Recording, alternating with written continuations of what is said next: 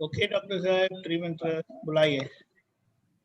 नमो वीतरागाय, नमो वीतरागाय, नमो अरिहंताणम, नमो अरिहंताणम, नमो सिद्धाणम, नमो सिद्धाणम, नमो आयरियाणम, नमो आयरियाणम, नमो वज्जायाणम, नमो उवज्जायाणम, नमो लोये सव्वसाहुनम, नमो लोये सव्वसाहुणम, ऐसो पंचनमुक्कारो ऐसो पंचनमुक्कारो सर्वपावपणासनो, सौवपावकपणाशनो, मंगलाणंच सौवेसिम, मंगलाणं च सौवेसिं, पद्मं हवै मंगलम। पड्वं हवै मंगलम्। ओम नमो भगवते वासुदेवाय, ओम नमो भगवते वासुदेवाय, ओम नमः शिवाय। ओम नमः शिवाय। जय सच्चिदानंद। जय सच्चिदानंद। हे दादा भगवान वितराग परमात्मा, हे दादा भगवान वितराग परमात्मा, आप हमारे साथ यहाँ विराजमान रहिए।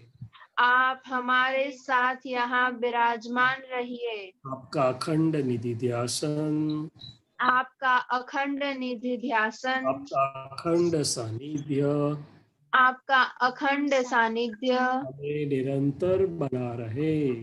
हमें निरंतर बना रहे। हे दादा भगवान, हे दादा भगवान, हम सबको हम सबको शुद्ध उपयोग पूर्वक शुद्ध उपयोग पूर्वक सत्संग स्वाध्याय करवाइए। सत्संग स्वाध्याय करवाइए। मैं शुद्धात्मा हूँ, मैं शुद्ध आत्मा हूँ, विशुद्ध आत्मा हूँ, मैं विशुद्ध आत्मा हूँ, मैं परम ज्योति स्वरूप सिद्ध भगवान हूँ, मैं परम ज्योति स्वरूप सिद्ध भगवान हूँ, मैं विज्ञान स्वरूप हूँ, मैं विज्ञान स्वरूप हूँ, मैं केवल ज्ञान स्वरूप हूँ। मैं केवल ज्ञान स्वरूप हूँ। जय सच्चिदानंद। जय सच्चिदानंद। जय सच्चिदानंद। वेरी गुड विधि, खुशी। कोई प्रश्न है तो पूछिए, वरना डॉक्टर नीना बेन ने कहा है वो पूछने वाले हैं। हाँ, ओके। मीना जी जय सच्चिदानंद, कोटि प्रणाम। बोलिए Neena ben. Happy new year. हाँ शैलेशानंद जी, अभाव, तिरस्कार, तरछोड़, ये सब के बारे में समझाइए। जरूर। ये हमारे रोज डेली यूज में होते रहते हैं और इसलिए समझना थोड़ा जरूरी है। जरूर। तो मनुष्य के अपने खुद के हित अहित का जो ज्ञान वितरागों ने हमें खुला करके दिया हमारे जीवन में, हित मैंने अपना खुद का आनंद खुला करे, हमें हल्का करके ऊपर ले जाए, अहित मैंने अपना आनंद को आच्छादित करे, या तो अपने को ही दुख दे, औरों को नहीं, खुद को ही दुख दे और ही ले जाए। तो उसमें रोजाना व्यवहार की जो आपने बात की, तो शैलेश या नीना जी या कोई भी व्यक्ति एक दूसरे के व्यवहार में जब आते हैं, तब दो में से एक प्रकार का व्यवहार होगा जी। एक व्यवहार ऐसा होगा कि अन्योन्य को दुखदाई हो या नीचे ले जाए, और मगर हमारी सोचे तो किसी को देख के मुझे यदि अभाव आता है, ये मैंने प्रकृति की बात है।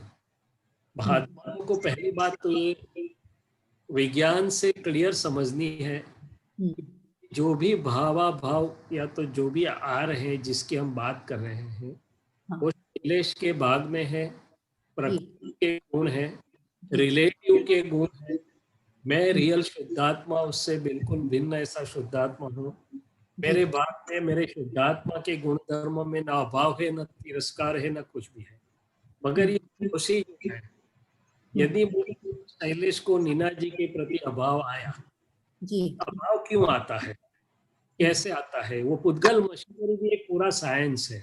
वितरक ने क्या देखा नीना जी, दादा ने बोला कि हम ऑब्जर्वेटरी की तरह रहे। क्या किया? साइंस ने ऑब्जर्वर, ऑब्जर्व्ड और ऑब्जर्वेशन। ऑब्जर्व में जिसको ऑब्जर्व कर रहे हैं, ज्ञेय दृष्टि जिसमें चीजें हो रही है, ऑब्जर्व खुद, और ऑब्जर्वेशन में से वितराग विज्ञान निकला। तो बोला हमने देखते ही रहे, हम देखते ही रहे कि क्या हो रहा है। तो इस शरीर का अभाव कब, क्यों, कैसे आता है? तो दीपकानंद जी की कोई वर्तना शैलेश को पसंद नहीं कि उसकी नोट कर ली।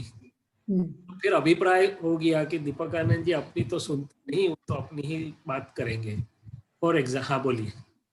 आपको पसंद क्यों नहीं आई दीपकानंद जी की वर्तना? ये मेरे जो चश्मे में लेके आया शैलेश, दो चीजें होते हैं कि शैलेश के चश्मे, मैंने द्रव्य कर्म के चश्मे में प्राकृतिक बिलीफ शैलेश लेके आया कि ऐसा करे तो अच्छा, ऐसा करे तो अच्छा नहीं, बिल्कुल धीरे से शांति से बोले तो अच्छा, आउटस्पोकन है तो अच्छा नहीं, ऐसे मेरे चश्मे लेके आया। नंबर एक। उससे भी महत्वपूर्ण दूसरी चीज ये है कि दीपकानंद जी ने मेरे हम को पुष्ट नहीं किया। अच्छा लगे ऐसा नहीं बोला, वाहवाही नहीं की, प्रशंसा नहीं की, मगर अच्छे आशय से, मगर कुछ क्रिटिसिज्म या तो आउटस्पोकन निखालस भाव से बोल दिया जो शरीर के हमको पसंद नहीं आया। क्या किया? दादाजी ने क्या बोला? दो ही चीज होती है विश्व में, अहम की पुष्टि या अहम भग्न, तीसरा कुछ होता नहीं। हमको बहुत कम अहम प्रिंसिपल वाले होते हैं। क्या होते हैं? सिद्धांत वाले। नीना जी ने भले मुझे कड़वा लगे ऐसा, मगर सच बोला है, सिद्धांत सच है, इसलिए मैं नीना जी से पसंद करता हूँ। मगर ज्यादातर अहम 95% अहम क्या है, दिख जाता है। मुझे अच्छा लगे ऐसा बोलनी चाहिए, सिद्धांत विद्धांत जेब में तो देखेंगे। जी जी जी। एक है अहम की पुष्टि या भग्न, क्या हुआ। दूसरा है मेरे जो बिलीफ के चश्मे, उसमें से मैं देख रहा हूँ इवेल्युएशन, जजमेंटल नहीं होना, ऐसा वर्ड बोलते हैं ना। हाँ। समझ में आए उसके पहले ये पुष्टि जजमेंटल हो जाती है। क्या हो जाती है? एकदम। दादाजी ने बोला कि रिलेटिव रियल शुद्धात्मा, कैमरे में शुद्धात्मा नहीं देखोगे तो ये पुद्गल प्रकृति दूसरी पुद्गल प्रकृति के लिए अभिप्राय बनाए बिना रह नहीं सकेगी। जी जी जी। तो आज का काल ऐसा है कि कुछ भी करो, घर वाले भी अपने हमको हमेशा संतुष्ट नहीं कर सकते। क्या कर सकते? नहीं कर सकते, कुछ बोल देते हैं तो फिर अभाव आता है। क्या आता है? अभाव प्राकृतिक है, मगर अजागृति के कारण होता है। क्या होता है? अजागृति के कारण। उस समय मुझे ये नहीं मालूम कि मैं दीपकानंद जी से भाव नहीं कर रहा हूँ, खुद ही खुद से भाव कर रहा हूँ। क्यों? क्योंकि दीपकानंद जी तो मजाक करेंगे कि डॉक्टर साहब को तो मैंने तो मेरी ड्यूटी अच्छी तरह से निभाई, मगर काटेगा किसको? खुद को। तो अभाव खुद को अहितकारी है, और पुद्गल का आच्छादित बादल ऐसे जो व्यवहार में भी सम्यक समझ, पहले व्यवहार भाग में उसको भी आच्छादित करता है, अहंकार को गलत दिशा में ले जाता है, और शुद्धात्मा के उपयोग की बात ही नहीं है। तो व्यवहार और निश्चय से, दोनों से जब हम साइंटिफिकली उसको समझते हैं, मालूम चलता है कि ये तो मशीन चल रही है, मैं मशीन को ऑब्जर्व करके मेरे हित में काम लेना, क्या करना चाहता हूँ। अपने घर में जितने भी मशीन है, हम मशीन के मुताबिक चलते हैं कि हमारे मुताबिक उसको चलाते हैं? हमारे मुताबिक मशीन को चलाते हैं। स्विच ऑफ कर दिया, स्विच ऑन कर दिया, हाई स्पीड कर दिया, लो स्पीड कर दिया, कुछ भी कर दिया, साइलेंट कर दिया। मगर ये मशीन ऐसी है कि उसकी विज्ञान नहीं समझने से हम मशीन को नहीं चलाते, मगर मशीन हमें चला लेती है। क्या होती है? मशीन हमको चला रही है। हाँ, वो मालूम ही नहीं चलता है। जी जी जी। तो ये अभाव फिर आगे जब ज्यादा होता है तब तिरस्कार। क्या होता है? तिरस्कार ये द्वेष भाव से जुड़ा है। भले महात्माओं को द्वेष मूल रूप से नहीं, मगर अवगाढ़ होता है कि द्वेष जैसा होता है, तब तिरस्कार का भाव होता है। क्या होता है? तिरस्कार का द्वेष जैसा होता है तो हाँ, तिरस्कार में स्वाभाविक है, दूसरा नीचा और मैं ऊंचा।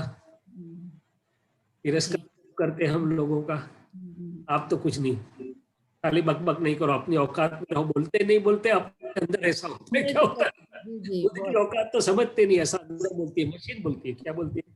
हाँ हाँ, मशीन बोलती है। इसलिए दादाजी मजाक में क्या बोलते थे? अल्लाह अक्कल ना चलाना नहीं आवे वजह से तो सबको लगता है जैसे मैं कुछ बहुत हूँ, मैं और सब ये तो कुछ है ही नहीं, जिसमें तिरस्कार जन्म लेता है। क्या लेता है? तिरस्कार। दादाजी ने बोला कि ये खुद को कि चवन्नी भी नहीं आएगी मार्केट में बेचने के लिए जाओगे तो अभाव, तिरस्कार, और क्या बोल रहे थे आप? तरछोड़। तरछोड़। तरछोड़ भी अहंकार से जब किसी को हम हटाते हैं, दूर हटा नहीं चाहिए, संभालो में मेरा समूह, कुछ भी, या चीजों को भी तरछोड़ लगती है या जीवित व्यक्तियों को भी लगती है। जीवित व्यक्ति की तरछोड़ तो तुरंत ही रिजल्ट देती है, अंदर और बाहर से भी आएगा जी, एकदम आ जाएगा। तो कितना लंबा समय जाएगा वो सुलझ नहीं पाएगा। क्या पाएगा? सुलझेगा नहीं। पूरी जिंदगी रहता है। क्या रहता है? जी यदि जी जी। सामने वाले का अहंकार भी ऐसा है ना, भी गांठ मारता है, जाऊंगा मगर इसका मुंह नहीं देखूंगा, क्या करूंगा?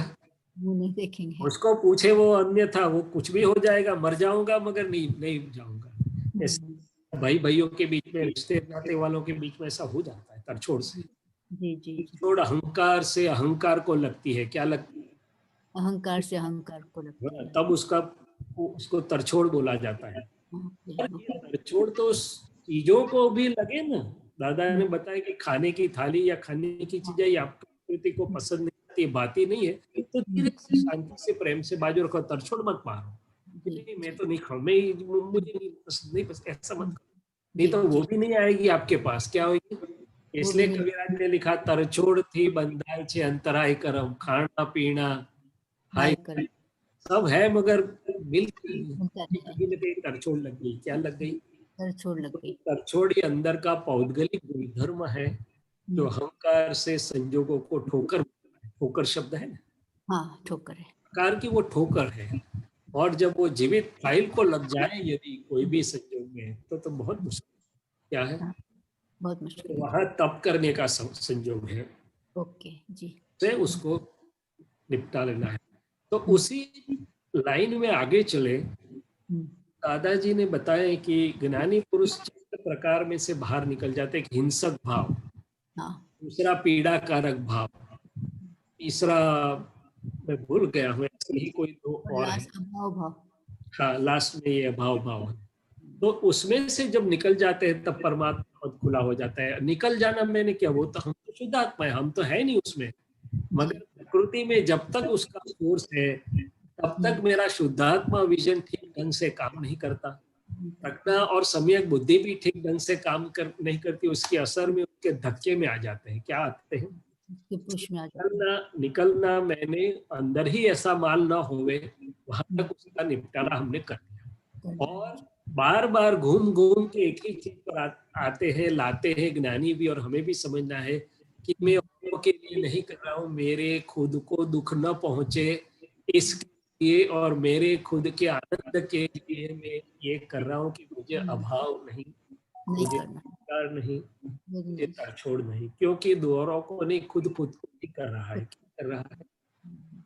ये नहीं होता है कि खुद को ही नुकसान हो रहा है, ये समझ में नहीं आता है। हाँ, औरों को कुछ नहीं होता है, औरों को तो उसका हिसाब होगा तो ध्यान में लेगा, नहीं तो लेगा भी नहीं, चला जाएगा। क्या करेगा? हाँ बिल्कुल, खाई जाएगा उसको, चला जाएगा। इनका थोड़ा आधा चक्कर खिसक गया। बोले क्या बोले? हाँ, लोग बोलते हैं, बाहर नहीं बोलते, अंदर बोलते हैं, लगता है उसका थोड़ा स्क्रू ढीला हो गया। बहुत अच्छा से स्पंदन तो ऐसे ही आएंगे ना, जैसे हमारे स्पंदन ऐसे सामने आएंगे, सामने से आएंगे, बराबर।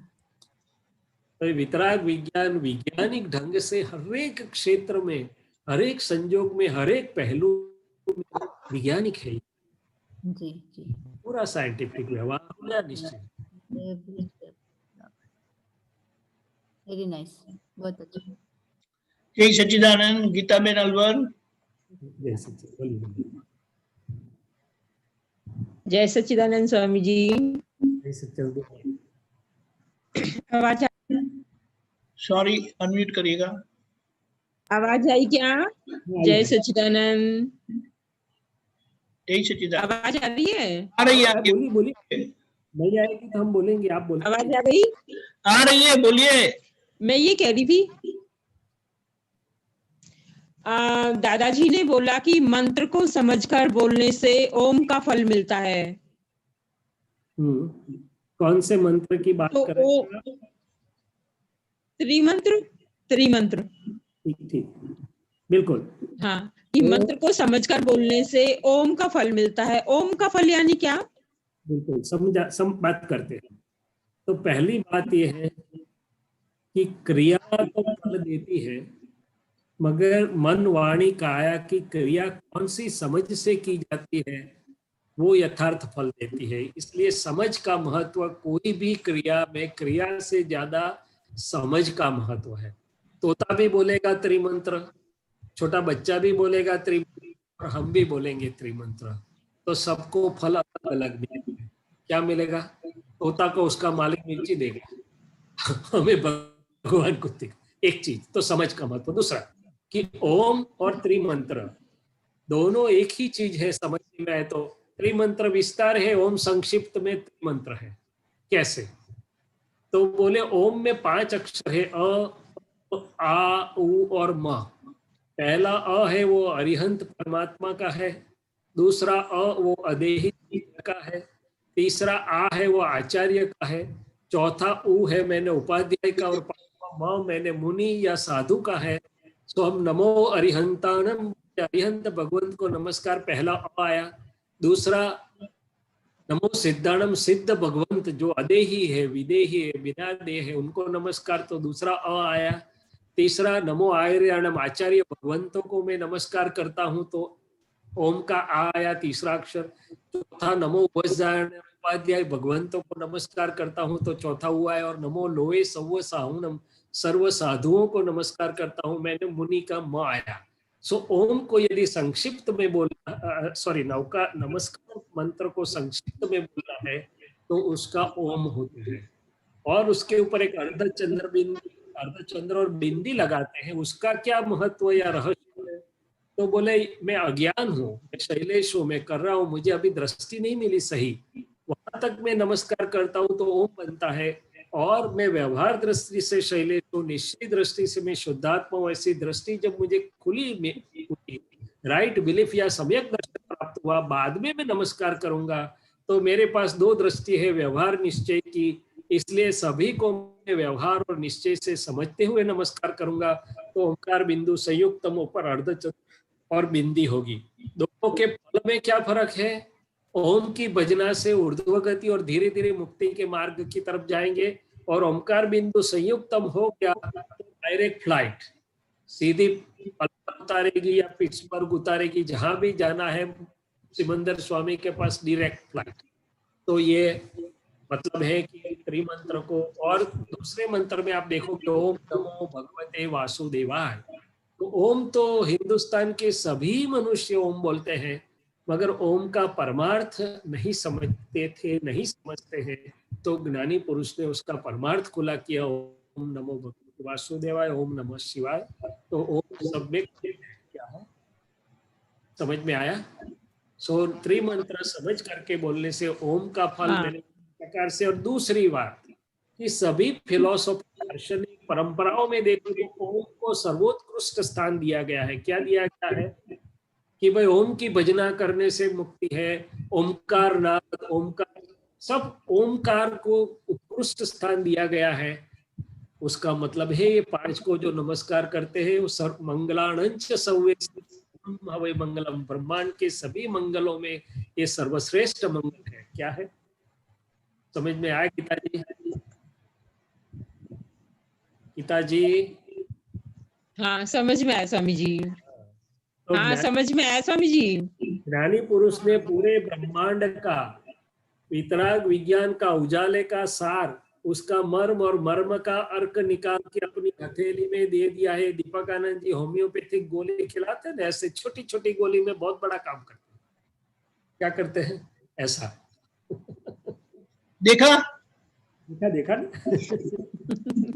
छोटी होती है मगर छोटे में अर्क पोटेंसी कम ऐसे मर्म अर्क में जाता है। क्या जाता है? हाँ, उसका गुण है। एक ज्ञानार्क है। क्या है? स्वामी जी विज्ञानार्क है। ज्ञानार्क और विज्ञानार्क है। बोलिए गीता में। स्वामी जी, ज्ञानी पुरुष और अनुभवी ज्ञानी पुरुष में क्या फर्क है?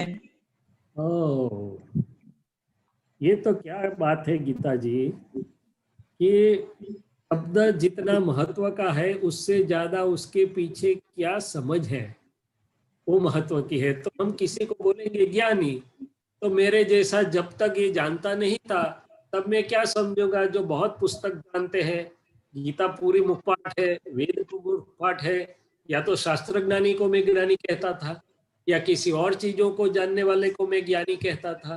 तो ज्ञानी दो प्रकार के हैं।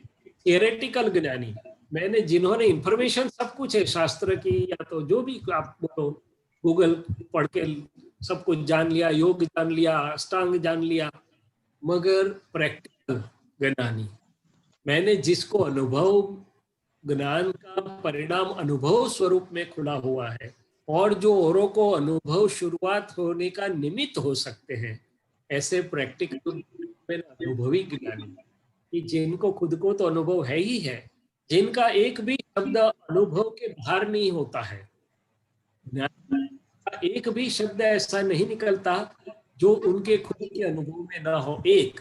और दूसरा, उनका एक भी चीज ऐसी नहीं होती जो सरल हृदय को सन्निष्ठता से उसके पीछे अनुभव में न आए। इसलिए परमहंस ने विवेकानंद को, या विवेकानंद ने हमको बोला था कि आपके अनुभव में न आए ऐसी बात आप सिर्फ सुन के मत मान लेना करना। अनुभवी ज्ञानी पुरुष तो पद ही और है। और यहाँ हम जो अनुभवी की बात करें वो आत्म अनुभवी ज्ञानी पुरुष की बात करें। क्या कर, अनुभवी भी हर एक प्रकार के होते हैं, भी अनुभवी होते हैं, अलग अलग पहलुओं के, अलग अलग डिपार्टमेंट के अनुभवी होते हैं, अनुभवी डॉक्टर भी होते हैं, अनुभवी वकील भी होते हैं, अनुभवी सास भी होती है तो बहू को अच्छी तरह से सिखा देती है, मगर अपने अपने वो रिलेटिव है। हम आत्म अनुभव की बात कर रहे हैं, क्या कर रहे हैं, और आत्मज्ञान की बात कर रहे हैं, आत्मानुभव की बात कर रहे हैं, जो इस सृष्टि में, इस ब्रह्मांड में सबसे महत्वपूर्ण, सबसे कीमती, सबसे गुह्यतम ज्ञान क्या है? गुह्यतम ज्ञान। वो जान लिया तो बेड़ा पार, आपकी नैया पार, संसार से पार, ठीक बात है। सभी दुखों से पार, स्वामी जी आज परम सुख के किनारे पर पहुंच जाएगी। स्वामी जी आज दीपोत्सव त्योहार है, तो दादाजी इस बारे में क्या कहते थे, इस त्योहार के बारे में? जी, पहले हम व्यवहार से समझेंगे, फिर ज्ञान से समझेंगे, फिर निश्चय से समझेंगे। व्यवहार से समझने में ये अपने पुराने ऋषि मुनियों ने ये सब वातावरण और स्थितियां और ग्रहीय और सब उसके जो सिग्निफिकेंशियल होते हैं उसके आधार से त्योहारों की रचना कुदरती ढंग से हुई है पुराने ऋषि मुनियों ज्ञानियों से। उसके दो प्रधान हेतु है कि मेरा जो रट में चलता हुआ मन बुद्धि चित्त अहंकार है, जो रट में चलते चलते कई बार कुरुषित बिगड़ जाता है, सबके प्रति चिड़िया हो जाता है, थोड़ा भाव तिरस्कार न लाना है तो भी होने लगता है, वो मन और हृदय परिवर्तन होता है। ये उत्सवों से क्या होता है, तो उत्सवों से पुरानी रट में से बाहर निकल नया उत्साह, नई परिपल्वता, परिपल्व हो गया, अंतःकरण ऐसा बोलते हैं, पुलकित हो गया, वो होती है, ताकि हम मनुष्य वापस अच्छे ढंग और अच्छी धारा में आए। वो ये व्यवहार की महत्व की बात हुई, पहली बात। दूसरी बात, इसको दिवाली का महत्व क्या है? तो अलग अलग से देखें तो महावीर प्रभु का जो अंतिम तीर्थंकर, उनका निर्वाण का दिन दिवाली, वो तो उनका निर्वाण में मृत्यु का शोक नहीं होता है, वो तो पूरा केवल ज्ञान होके पूरे ब्रह्मांड में गए। तो ज्ञान दीपक जलाया है लोगों ने, क्या जलाए? दीपोत्सवी दीपमाला जलाई गो। कैसे ज्ञान वाले तो अविनाशी ज्ञान प्रकाश करके गए, क्या करके गए? सो ये ज्ञान दीपक। अविनाशी ज्ञान प्रकाश। दूसरे दिन सुबह में गौतम स्वामी को केवल ज्ञान होता है। ये दूसरी अपेक्षा से देखें तो राम का अयोध्या का प्रवेश है, लंका के पर विजय प्राप्त करके जब राम वापिस अयोध्या लौटते हैं तो अयोध्या भी हर्षोल्लास से पुलकित हो जाती है, क्या हो जाती है? और एक अर्थ ये भी है कि दिन में परिवर्तन हुआ, दिवस वाड़ी मैंने अपने सार्थक हो गए, क्या हो गए? परिवर्तन भी हुए। सो ऐसी कुछ ऐतिहासिक चीजें भी उसके साथ जुड़ी हुई, वातावरण बनता है। मगर ज्ञान से हम देखें, यदि ज्ञान और निश्चय से देखें तो जिनको ज्ञानी पुरुष से दिया अंदर जला प्रकट हुआ है कि मैं मन वाणी काया से मुक्त ऐसा शुद्धात्मा हूँ, और वो दृष्टि से जो दूसरों में ये के दर्शन करते हैं, रिलेटिव रियल शुद्धात्मा के दर्शन करते हैं, जीव मात्र शाश्वत भगवान स्वरूप का जो दिया है उसका दृष्टि से जो दर्शन करते हैं, उनकी निरंतर दिवाली है। क्या है? सो ज्ञान दीपक से हमारी निरंतर दिवाली है, क्योंकि वो बढ़ती उत्तरोत्तर बढ़ती जाती है। जैसे भी हम सच्चिदानंद करते हैं एक दूसरे को, तो एक दूसरे की शुद्धात्मा को देख के वंदन करते हैं, तो देखने वाले के शुद्धात्मा के दीपक में भी ज्ञान का घी पड़ा, और सामने जिनका शुद्धात्मा देखा तो भी ऊर्ध्वगमन हुआ। क्या हुआ? तो हमारे महात्माओं के लिए ये ज्ञान वाली बात है, शुद्ध उपयोग वर्धमान होता चला जाए, मेरी ज्ञान परिणति वर्धमान होती चली जाए, मेरा स्वभाव स्थिरता बढ़ती जाए, और ऐसा दिया प्रकट हुआ है ज्ञानी पुरुष से जो कभी बुझेगा नहीं। क्या होगा? कभी नहीं बुझेगा, शाश्वत कभी बुझेगा नहीं, पूरे ब्रह्मांड में जब तक फैलता है वो चलता है और पूरे ब्रह्मांड में फैलेगा। सो दिवाली का महात्माओं के लिए, दृष्टि वालों के लिए ज्ञान से महत्व है, शुद्ध उपयोग से महत्व है, निश्चय से जुड़ा हुआ है। और वैज्ञानिक रूप से आप देखो तो जैसे ही दिया जलाते हैं उसमें घी का भी सिग्निफिकेंस है कि घी का दिया क्यों जलाते, उसका जो गुण सात्विकता है। और दिया जलाने से हमारे अंदर वृत्तियों का ऊर्ध्वकरण होता है। क्या होता है? मन बुद्धि चित्त अहंकार की वृत्तियां, और ये तो साइंस भी कबूल करता है कि शरीर, मन और आत्मा तीनों जुड़े हुए हैं। सो बाहर दिया जलाओगे उसके साथ ही आपका शरीर में भी स्वास्थ्य में फायदा होगा, मन में भी फायदा होगा, आत्मा की फायदा होगा, वृत्तियों का भी होगा। सो ऐसे कई सारी चीजें साइंटिफिकली उससे जुड़ी हुई है। क्या हो? मगर ऑब्जर्वर जो है, ऑब्जर्व, मैंने अभी बोला कि दादाजी ऑब्जर्वेटरी थे, जो ऑब्जर्व करता रहता है कि क्या क्या हो रहा है, बहुत उसको मजा आएगा। और मैं तो शुद्धात्मा हूँ, शैलेश कर रहा है, मैं ज्ञाता दृष्टा परमानंदी देख रहा हूँ। ठीक है, चलो, नहीं तो फिर मैं और दीपक आनंद जी स्वाध्याय करने वाले हैं। स्वामी जी एक और पूछ लूं? अरे पूछना ही है आपको, एक और पूछिए पूछिए पूछिए, आपको पूछना ही है। हाँ, स्वामी जी, हाँ मैं ये कह रही थी कि हमारे भारत के ऋषि मुनि पहले से ही कितने मतलब साइंटिस्ट थे कि उन्होंने इस तरह के त्योहार भारत में रखे। अन्य देशों में वहां भी मनुष्य हैं, जनजीवन वहां भी है, लेकिन वहां त्योहार नहीं है। तो हम भारत भूमि के लोग कितने भाग्यशाली हैं कि पहले से ही ऋषि मुनि इस तरह का त्योहार हमें दे गए। जी, त्योहार भी है, त्योहार वहां भी क्रिसमस मनाते हैं और त्योहार मनाते हैं। मगर ये क्या है कि lower KG, higher KG, first standard से पीएचडी तक की कॉलेज का प्रवाह है। तो हर एक मनुष्य 14 लाख लेयर्स, उसकी अपनी अपनी विकास की आंतरिक बिलीफ की, डेवलपमेंट की जो यात्रा है, उसके अनुरूप वहाँ सब कुछ, उसके प्रोफेट्स मैंने सिखाने वाले गुरु भी होते हैं, ऐसे त्योहार भी होते हैं, सब कुछ होता है, मगर लेवल्स में डिफरेंस होता है। और हिंदुस्तान में विज्ञान परिपूर्णता पर पहुंचा था, इसलिए यहाँ ये है। मगर हम भाग्यशाली कब? जब हम को समझे, उसको अर्थ को समझे और उसका लाभ उठाए, तो हमारा अहंकार बढ़ता रहेगा कि मैं हिंदुस्तानी हूँ, इंडिया इज ग्रेट, मगर फायदा कुछ नहीं, वो नहीं जाता है। और बाहर वाले हमारे से,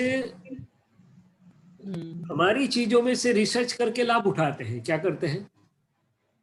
वो तो बहुत जिज्ञासु होते हैं, यदि मालूम चला तो तुरंत रिसर्च करके लाभ लेंगे। तो हिंदुस्तान तो एक बहुत भूमि है, मगर मेरे लिए कब काम की? जब मैं अपना काम कर लूं तब। बरोबर? ठीक बात है स्वामी जी। हाँ स्वामी जी, एक बार बाहर के लोग खंबात में आए थे, तो वहां से मतलब वहां की कुछ पुस्तकें लेकर गए थे, पन्ने, ऐसा मैंने पढ़ा था कहीं।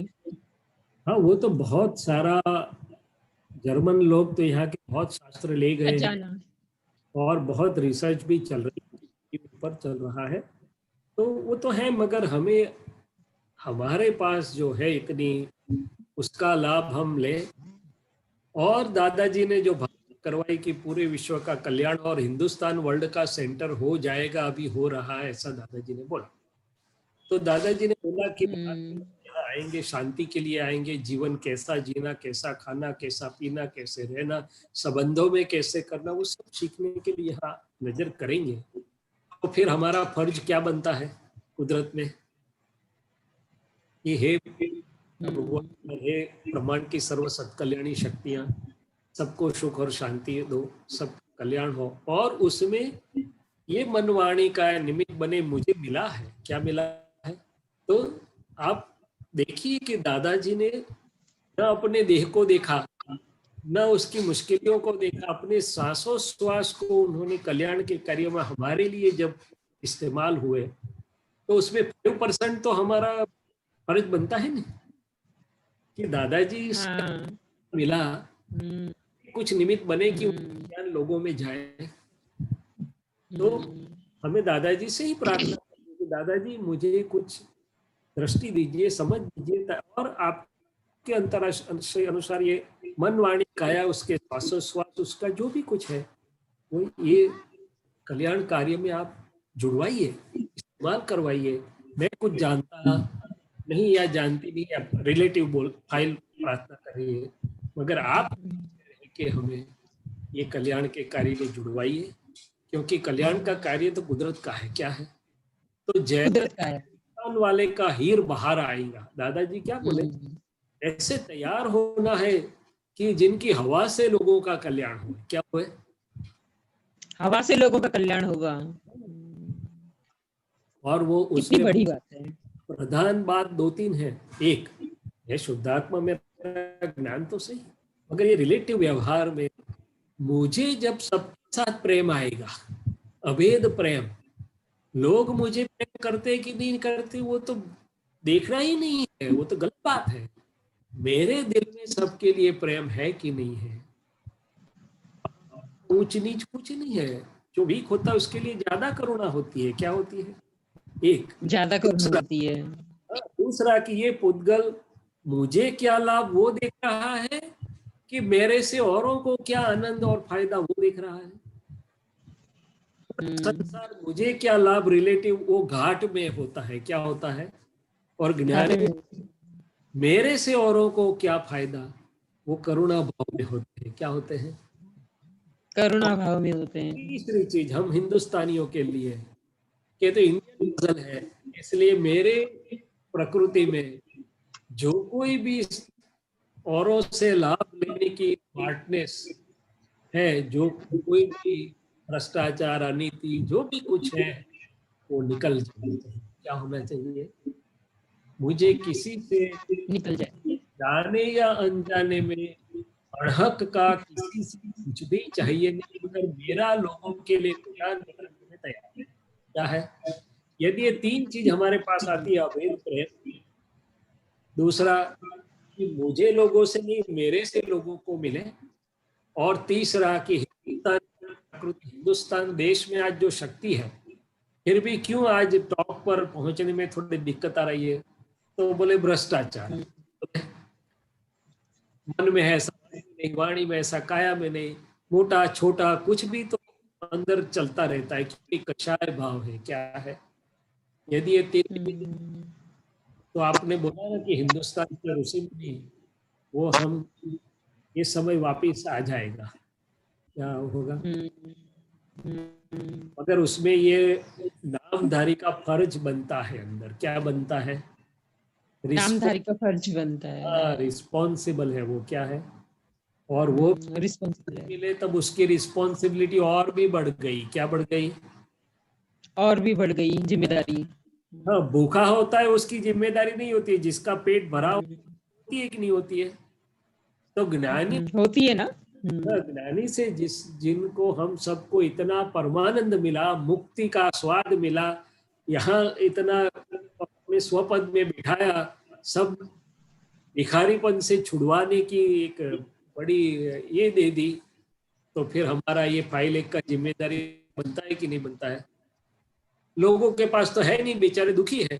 स्वामी जी जिम्मेदारी कम है, हमारा ज्यादा है। वही तो ना।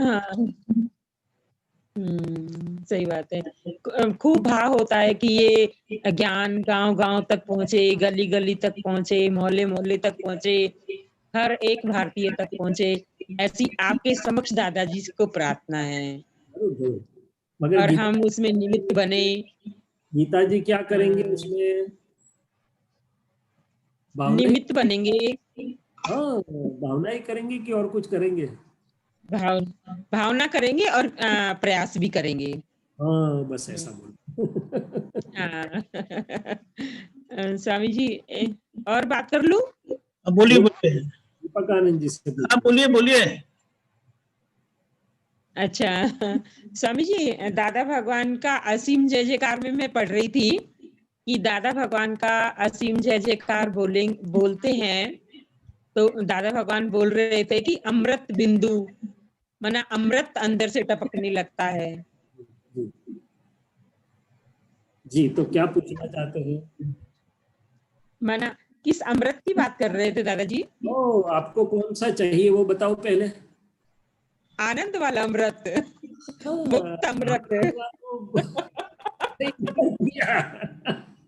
अंदर से जो अपने दिल को ठंडक दे, हृदय को जो स्पर्शे, जो आत्मा को ठारे, जैसे बोलते आत्मा को शीतलता दे, वो तृप्ति वो अंदर के अमृत से आती है। क्या आती है? सो अपना अंदर का आनंद ऐसा उभर करके खुला होगा। दादाजी बोलते कि संसार के सभी जो घाव पड़े हैं अब तक के, वो सब मिट जाएंगे और अंदर से आनंद, स्वतंत्र सनातन आनंद की बौछारें उछलने लगेगी। उसको दादाजी ने बोला अमृत बिंदु से टपकते हैं, ऐसा आपको एहसास होगा, जिसमें किसी का नहीं, किसी पर डिपेंडेंसी नहीं, किसी का अंदर दखल अंदाजी कोई नहीं कर सकता है अपने में, और अपना स्वतंत्र सनातन आनंद चालू होता है। स्वामी जी, मुझे तो ऐसा भी फील होता है कि उस आनंद से हमारे अंदर के जो एंजाइम्स हैं वो भी मतलब फास्ट रिलीज होते हैं कि जिससे हमारी ब्लड अच्छे से बने। हाँ, ऐसा फील होता है मुझे। ये सही बात है क्या? बिल्कुल सही बात है। मैंने पहले ही बताया, शरीर मन और आत्मा जुड़े हुए हैं। बाह्य जगत शरीर को ठीक करते करते अंदर जाने की बात करता है, अंदर तो पहुंचे या न भी पहुंचे। दादाजी रूट कॉज में डालते हैं, वो से पूरा आमूल परिवर्तन हो जाएगा। क्या हो जाएगा? पूरा परिवर्तन हो जाएगा। आपको स्वस्थ का अर्थ मालूम है? स्वस्थ का, स्वास्तिक का वाला, स्वास्तिक नहीं, स्वस्थ स्वस्थ स्वस्थ। अच्छा, हेल्दी। आप बताओ। हाँ, बताओ आप हिंदुस्तान के सभी को पता होना चाहिए स्वस्थ हेल्दी में। लोग तो हेल्दी तो इंग्लिश में लेके आए, वो तो शैलो, शैलो वर्ड है। क्या है? और हेल्दी, हाँ, वो तो हिंदुस्तान के लोग तो शरीर को अच्छा हो नहीं, हेल्थ को भी लो तो भी अकेली बॉडी की हेल्थ को हेल्थ नहीं कहा जाता है। इट इज फिजिकल, इमोशनल और स्पिरिचुअल हेल्थ टोटल, मैंने बॉडी माइंड सोल का सभी का हेल्थ को ही हेल्थ बोला जाता है, मगर स्वस्थ का अर्थ है स्व में रहने वाला। स्वस्थ अच्छा, स्व में रहता है, स्व को जानने और स्व में रहे वही स्वस्थ रह सकता है। बाकी अवस्था में जो रहता है रिलेटिव में, वो अस्वस्थ होता है। क्या होता है? समझ में आई बात? अस्वस्थ होता है। अस्वस्थ हाँ, अवस्था में है तो अस्वस्थ होता है। भले ही ना मैरिज में डांस करता हो या डांस पार्टी में 5 स्टार 7 स्टार होटल में गया, कुछ भी किया, मगर वो अवस्था में है, मन वाणी काया अंदर बाहर की संयोग में से जो सुख ले रहा है उसमें है, तो वो अस्वस्थ है। और स्व में है वही स्वस्थ है। तो हेल्थ की ये परम ने फिर परमार्थ हेल्थ का यहाँ है स्वस्थ में। हम लोगों से पूछते हैं आप स्वस्थ तो है?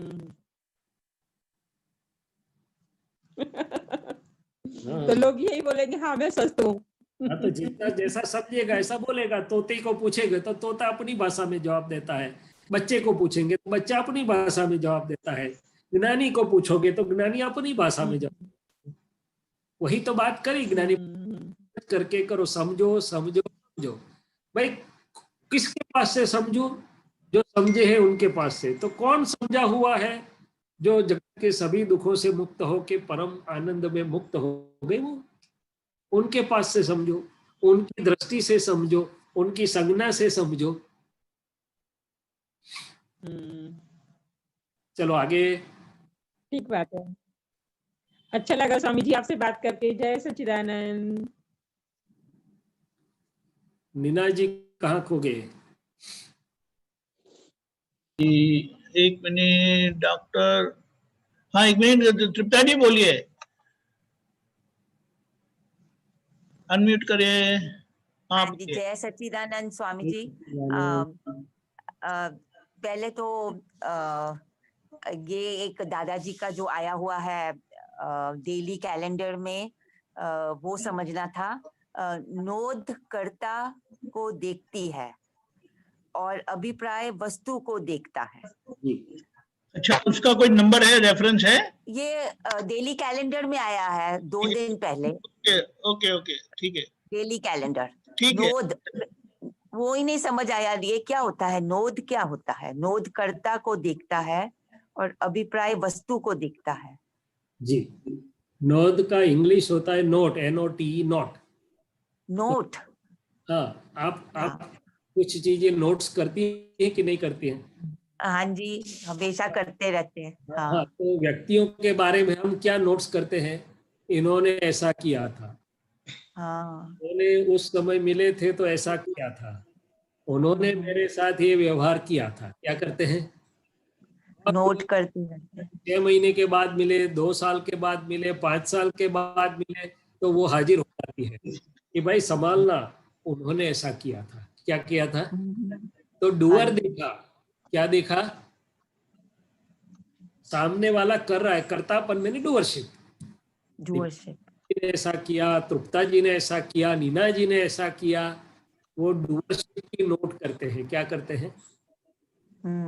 अच्छी चीज की कम करते हैं, अपने को जो ना पसंद आई उसकी ज्यादा। उसकी तो पूरी नोटबुक भरी होती है हमारे पास। क्या होती है वो? तो नोटबुक। हाँ, चौपड़ा निकाले तो पता चलेगी कितना अंदर स्टॉक क्लियरेंस पड़ा के करने के लिए पड़ा है। इसलिए नोट करता मैंने उन्होंने ऐसा किया डूअरशिप के से। और अभिप्राय वस्तु को देखता है, कहने का मतलब किसी की कोई चीज हमें पसंद आई, किसी की कि नहीं ये बहुत सरल आदमी, नहीं ये सरल नहीं, ये थोड़े तो टेढ़े हैं, ये शांति से विनय से बोलते हैं, नहीं उनका बोलना तो सर चढ़ा दे ऐसा है। तो वो चीजों के बारे में हमने अभिप्राय दिया, वो व्यक्ति लक्षी हो या संयोग लक्षी हो कि नहीं भाई ये फ्रूट्स बहुत अच्छा है, ये फ्रूट अच्छा नहीं है, कोई भी होता है। और ऐसे देखा जाए तो अभिप्राय हम हर एक चीज में देते हैं, सिवा कि हम जागृत रहें। बाकी तो हर कदम पर अभिप्राय हमारा निकलता ही रहता है मशीन में, चीजों के बारे में, इसके बारे में। लोग बोलते यह ठीक से नहीं रखा है, ये गवर्नमेंट कैसे, देखो ना सफाई भी नहीं करती है, कोई न कोई कहाँ न कहाँ बिना अभिप्राय उसका मशीन ही नहीं होता है। और वो व्यक्तियों के बारे में जब अभिप्राय बनते हैं तब खुद को बांधते हैं। क्या बनते हैं? अभिप्रायो है अपना बंधन, अपना गुना, अग्नि स्पंदन। अपनी बोतल में वो खुद बंध फंस जाता है, अभिप्रायों के जाले में फंस जाता है। और ऐसे देखो तो जिनको मन का विलय करना है, मन को वश करना है, उनको अभिप्राय से मुक्त होना पड़ेगा। क्योंकि opinion is the father of mind and language is the mother of mind. So language तो बहुत इंपॉर्टेंट नहीं है, मगर अभिप्राय ही पूरे मन का जन्मदाता है। क्या है? सो अभिप्राय मैंने संजोग को देखता है। संजोग वो व्यक्ति हो या संजोग हो, उसको देख के अच्छा बुरा, योग्य अयोग्य, होना चाहिए नहीं होना चाहिए, वो अभिप्राय देते रहता है। और नोद जैसे मैंने बताया, उन्होंने किया ऐसा देखता है। क्या करता है? उन्होंने ऐसे किया था। हाँ, तो मेरे को दूसरा क्वेश्चन था ये ऐसे किया था कि जैसे आज हम एक तो दादा की कृपा है कि हमको ये आपसे शेयर करना था कि जिस दिन रात को हम सोते हैं कि सुबह 4:30 बजे, यहाँ पिट्सबर्ग में 4:30 बजे है सुबह के, तो हमको सत्संग, हिंदी सत्संग सुनना है। तो देखो दादाजी 3:30 बजे ही जगा देते हैं। बिल्कुल। हाँ, इतना दादा पे ऐसे आंख खुलती है तो ऐसे लगता है कि दादाजी, उनको बोलो तो वो सब बात सुनते हैं। ऐसे मेरे अनुभव में आ गया है। बिल्कुल सही, बिल्कुल सही, बिल्कुल। तो अभी दूसरी बात ये, अभी वो मैं बोल रही थी कि सुबह जब नींद खुली तो जैसे अभी ये नोद की और आपके बात हुई, तो वो तो दिमाग में वो जो संसार की बातें चलने लगी कि जो उसने ये कहा था मेरे को, हमको ऐसे करना चाहिए था। अभी ये आपने वो देखो, ये भी जो मैंने पढ़ा था अभी मेरे को समझ आ गया कि वो ही सब आ रहा था। तो ये जब दूसरी पुरानी बातें मेरे सुबह जागने से बाद, अभी बिस्तरे से भी नहीं उठे हैं, तो ये सब बातें ना संसार के बारे में आने लगी। तो मेरे को ये दूसरा क्वेश्चन था। तो फिर मैंने अपने आप को कहा कि मैं सुबह इसलिए उठी हूँ त्रिमंत्र बोलने के बजाय, कुछ दादा का असीम जय जयकार करने के बजाय ये सब संसार की बातें सुन रही हूँ। तो मेरे को, और फिर मैंने त्रिमंत्र बोलना शुरू किया, तो तभी मेरा ध्यान दूसरी तरफ गया। मेरे को ये क्वेश्चन था कि ये क्यों बार बार ऐसी बातें आती हैं हमारे दिमाग में? जरूरी है, इसलिए आती है कि वो अपने आप को साफ करवा के मुक्ति चाहती है और आपको भी मुक्त करवाने के लिए आती है। हाँ जी। हमारे चित्त प्रदेश, हमारे मैंने तृप्ता जी के फाइल के चित्त प्रदेशों में जो जो है, जो आपके नोद पड़ी हुई है, देखो ये कैसा युगानुयोग बात हो रही नोद की और आपकी नोद की फाइल। तो आप इतना है कि तृप्ता जी के चित्त में नोद की फाइलें आ रही है। मैं तो शुद्धात्मा हूँ, तो देखने जानने वाला हूँ, तो वो साफ होती जाएगी। और दादाजी से प्रार्थना करके जब अवकाश मिले सत्संग के बाद बैठना कि हे दादा भगवान, आप ये तृप्ता जी की जो नोंद है उस तृप्ता जी के पास, उस सबका संभाव से निपटारा करवा दीजिए। तो वो सामने आएगा, इन्होंने ऐसा किया था, उसके रिलेटिव शुद्धात्मा दिखाएंगे, व्यवस्थित शक्ति करता है, उन्होंने नहीं किया था। तृप्ता तुम्हारा व्यवस्थित के हिसाब से आया और व्यवस्थित होके वो हिसाब वहां समाप्त हो गया, उत्काल हो गया। तो आप शुद्धात्मा देख के आगे चलिए। ऐसे करते करते सब साफ हो जाएगा, तब तृप्ता जी का चित्त मुक्त होके शुद्ध चित्त में आ जाएगा और परमानंद बनेगा। उसको वैज्ञानिक ढंग से पहले तो देखना चाहिए। हाँ जी। तो परेशान होती है, ये क्यों आता है, क्यों आता है? नहीं, घर में कचरा है तो आप ये कचरा क्यों है ऐसा बोलोगी कि वैक्यूम घुमा के साफ बोलोगी? साफ करने का है। दिखे तो साफ कर दिया, उसमें डरने का कहाँ है? तो ये तो दादाजी का चित्त जो दिखा रहा है, वो फाइल पेंडिंग है वहां पर। मैं शुद्धात्मा हूँ, उसको देख रहा हूँ, मैं तो शुद्ध ही था, शुद्ध ही हूँ, शुद्ध ही रहूंगा, कोई बात नहीं। अच्छा हुआ इतना दिखाई दिया, चलो दादा भगवान के पास बैठ के उसको निपटारा कर देते हैं। तो आने दो, वो जो भी आता है उनके शुद्धात्मा को देखो, व्यवस्थित ने करवाया था, उनकी प्रकृति पर और पराधीन है, वो भी टॉप से बर्डे है। तृप्ता जी, तुम्हारा उस समय जो व्यवहार हुआ वही न्याय हुआ, हो गया वहीं पर व्यवहार। जिनके साथ जो न्याय हो गया, उल्टा ना उपकार है उनका कि हमें छुड़वाया। क्या किया? हमको छुड़वा दिया। हाँ, तो बहुत सारे अंदर से ज्ञान का प्रकाश फूटेगा और क्लियरेंस करवा देगा। क्या करवा देगा? हाँ, सफाई हो जाएगी। जितनी नौंदें पड़ी है, दादाजी से प्रार्थना करके बैठिए कि हे दादा भगवान, ये तृप्ता जी को जिन जिन फाइलों के बारे में नोंद हुई है उन सब आत्मा का दर्शन करके आपके विज्ञान से उनका निपटारा करने की शक्ति दीजिए। फिर देखो आपका आनंद कितना बढ़ता है। हाँ जी, बताना हमें। हाँ जी, जय सच्चिदानंद स्वामी जी। जय सच्चिदानंद। रेशम बहन। जय सच्चिदानंद। बोलिए बोलिए। स्वामी जी, ये आत्मा वाणी आत्मा की लीकेज है, इसके बारे में कुछ मैंने सत्संग में सुना था, इसके बारे में थोड़ा बताना। क्या क्या बताया आपने? दोबारा बोलिए। वाणी आत्मा की लीकेज, शायद यही सुना था मैंने। ठीक है ठीक है ठीक है।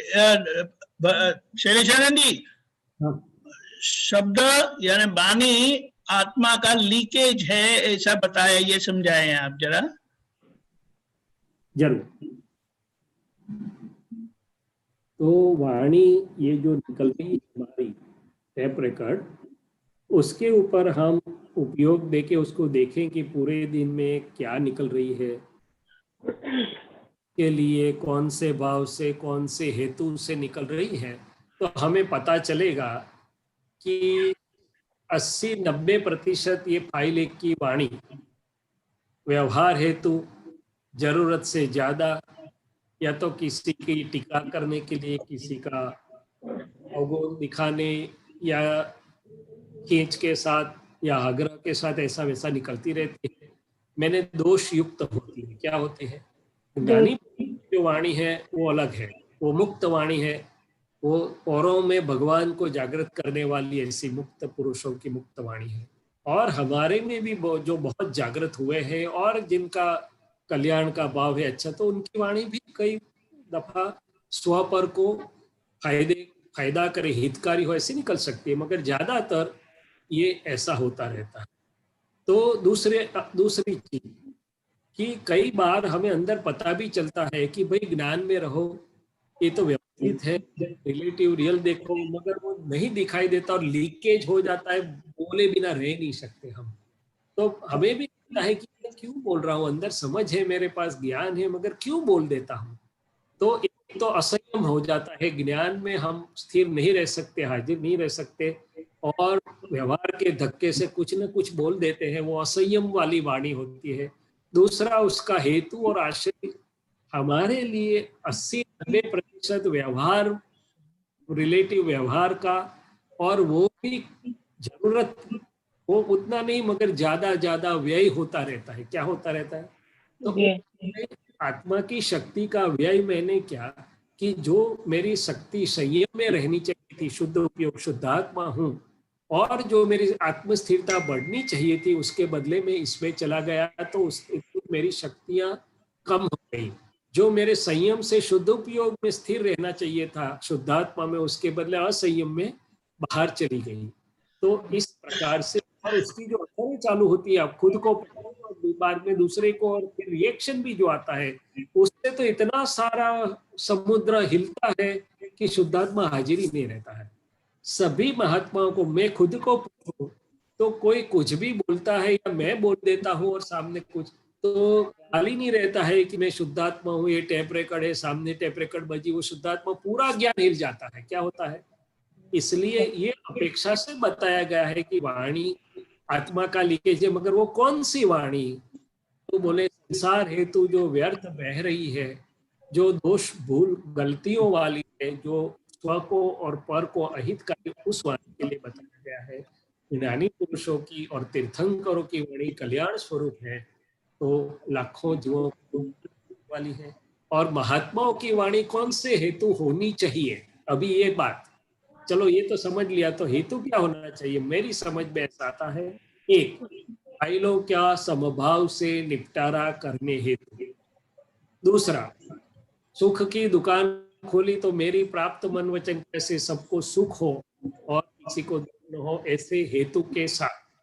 और तीसरा, यदि मेरे अंदर दादा का आनंद बढ़ रहा है तो ये दादा भगवान का या वितरागों का विज्ञान लोगों के दिल में थोड़ा बहुत भी पहुंचे तो सबको आनंद और कल्याण हो। वो कल्याण हेतु जब वाणी आपकी निकलेगी तब आपको भी आनंद, सबको आनंद। क्योंकि वाणी खुद गुनहगार नहीं है, वो कौन से हेतु से निकलती है, कौन से इंटेंट के साथ निकलती है, बहुत महत्व होता है। जब सत्संग का इंटेंट है, औरों को वितराग विज्ञान मिले ऐसा हेतु है, तो वो वाणी कल्याण स्वरूप होती है। क्या होता है? वो फायदा करती है, खुद के आत्मा को भी पुष्टि देती है, दूसरों को भी पुष्टि देती है। इसलिए ये जो आपने बताया कि वाणी आत्मा की शक्ति का लीकेज है, वो गलतियों वाली वाणी जो ज्यादातर हमारे सबके पास स्टॉक है, ज्यादा स्टॉक है, उसके लिए। स्वामी जी एक और पूछूं? हाँ बोलिए बोलिए। ये कुछ समय, ये समय बोलते हैं अपन, समय के बारे में कुछ बताओगे आप? भाई समय, दीपक आनंद जी क्या पूछते हैं? समय के बारे में आप बताएंगे कुछ? समय समय समय समय समय ठीक है। रेशम जी को जो समय मिला है, एक समय है व्यवहार का समय। मैंने मन वाणी काया औरों से व्यवहार में है या खुद से अंदर जो व्यवहार चलता है, वो रिलेटिव समय बोलते हैं हम, व्यवहार का समय।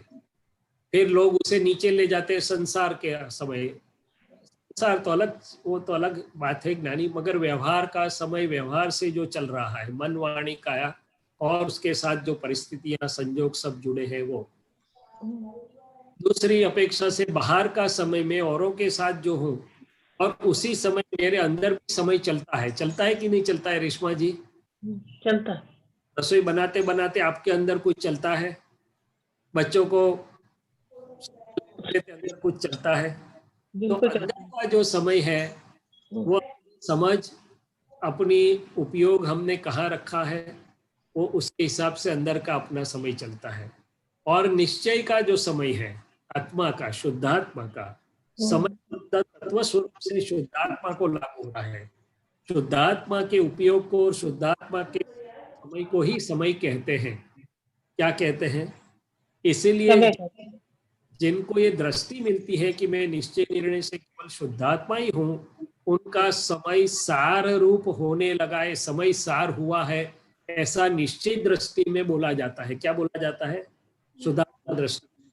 इसलिए समय शब्द मूल स्वरूप से अपने खुद के शुद्धात्मा स्वभाव को लागू होता है, मगर जब तक ये मन वाणी काया है तो मेरा आउटर समय, व्यवहार का बाह्य समय, मेरा अंतर का समय और निश्चय का समय, उसमें जो बाह्य का समय है उसमें हमें इतना ध्यान रखना चाहिए कि भाई फाइलों का संभाव से निपटारा करके बाकी का समय अपना उपयोगमय जीवन में लगाओ। ऐसे फिजूल में समय बिगाड़ो मत, क्योंकि जो समय की संभाल नहीं लेता है, समय उनको नहीं संभालता है। जो समय को नहीं संभालता, रिस्पेक्ट देता है, समय उनको रिस्पेक्ट नहीं देता, ऐसा बोलते हैं। क्या बोलते हैं? तो वो व्यवहार के बारे में। और अंदर का जो समय है, जहाँ हम स्वतंत्र हैं, हमारी भावनाओं में, हमारे उपयोग में, हमारे अंतर की गोठवण में, वो बाहर कितने भी बिजी क्यों ना हो, कितने भी संजोग उल्टे क्यों ना हो, मगर अंदर से अपना सीधा रखो। अक्रम विज्ञान का ये बहुत बड़ा रहस्य है कि बाहर उलट पुलट हो न हो संजोग, मगर अंदर से आप सीधा रख सकते हैं, उत्कृष्ट उपयोग कर सकते हैं। क्या कर सकते हैं? और भगवान अंदर आप समय का कैसे उपयोग कर रहे हैं वो देखते हैं, बाहर तो व्यवस्थित के अधीन होता है। क्या होता है? और निश्चय में, मैं निश्चय निर्णय से शुद्धात्मा, सुबह में आप उठे और आपने कर दिया कि मैं मन वचन काया से भिन्न ऐसा शुद्धात्मा हूँ। अभी पूरे दिन हे दादा भगवान ये शैलेश की फाइल को अंदर और बाहर से जो भी हो रहा है वो देखने की शक्ति दीजिए, तो मेरा स्व समय शुद्ध उपयोग में पूरा बढ़िया जाएगा। क्या जाएगा? बढ़िया समय और निश्चित समय, व्यवहार में बाह्य समय और आंतरिक अपनी वृत्तियों और परिणति का समय और निश्चित का समय, ये अलग अलग चीज है। क्या है? ये दो प्रकार से हम समझ सकते हैं। और अंतर के दो, इनर टाइम और शुद्धात्मा का समय हमारी स्वतंत्रता है। क्या है? और बाह्य समय में हमारी समझ के हिसाब से हम उसको अच्छे ढंग से उपयोग कर सकते हैं, फिजूल में नहीं बिगाड़े, ऐसा हम कर सकते हैं। नहीं स्वामी जी, मेरे समझ में यही रहता है हर वक्त कि समय वेस्ट नहीं जाना चाहिए, जितनी भी समय दादा के ज्ञान में ही निकालने की पूरी कोशिश रहती है मेरी। जी, मगर जैसे आपकी समझ बढ़ेगी, समय क्या है? एक अपनी समझ, दृष्टि, समझ, और दूसरा अपना इंटेंट, हेतु और निश्चय, उसके अनुसार समय का उपयोग होता रहता है। क्या होता रहता है? समय का उपयोग। तो दादा का ज्ञान आप जैसे समझे हो, अभी सबके साथ व्यवहार में हो, और आप पुस्तक लेके कोने में नहीं बैठ सकते हो। लोग बोलेंगे ये तो कैसी दादा वाली हो गई, ये तो ध्यान भी नहीं देती, हाँ तो चाय है और वो तो चौपड़ी लेके बैठी है। ऐसा नहीं, अंदर से ही लगता है।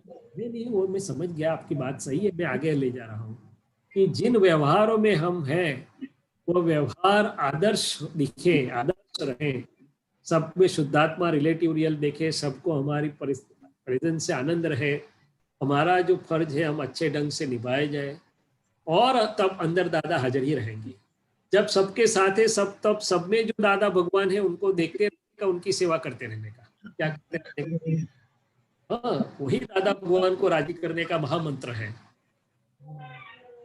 दादा भगवान ने हमको बताया था कि ज्ञानी पुरुष की सेवा करने वाले तो बहुत है, मगर जो हमारे महात्माओं की सेवा करेगा वो हमें बहुत प्रसन्न करेगा, वो हमारे दिल को बहुत आनंद देगा, हमारे से भी ज्यादा वो है। तो हम इस प्रकार से ज्ञान कैसे इस्तेमाल करते हैं, ये महत्व का है ना। रेशम जी ठीक है? ठीक है, जय सच्चिदानंद। जय सच्चिदानंद। शैलेशानंद जी, हमारा समय हो चुका है, आप त्रिमंत्र बुलाएं। रेशम जी आप पीछे फॉलो करिएगा। हिंदी में कुछ गलती हुई हो तो क्षमा करना, हमारी सरदार नहीं स्वामी जी खूब अच्छा होती है हमारी, इससे कुछ गलती हो जाएगी। नमो वीतरागाय, नमो वीतरागाय, नमो अरिहंताणम, नमो अरिहंताणम, नमो सिद्धाणम, नमो सिद्धाणम, नमो आयर्याणम, नमो आयर्याणम, नमो वज्रायाणम, नमो वज्रायाणम, नमो लोय सवसाहुणम, नमो लोये सवसाहुणम, ऐसो पंचनमुक्कारो, ऐसो पंचमुक्कारो, पावप्पणासनो, पक्कावपणासनो, मंगलानंच सौवेसिम, मंगलानं च सव्येसिं, अडमं हवै मंगलम। परमं हवै मंगलम्। ओम नमो भगवते वासुदेवाय, ओम नमो भगवते वासुदेवाय, ओम नमः शिवाय, ओम नमः शिवाय। जय सच्चिदानंद, जय सच्चिदानंद। जय सच्चिदानंद।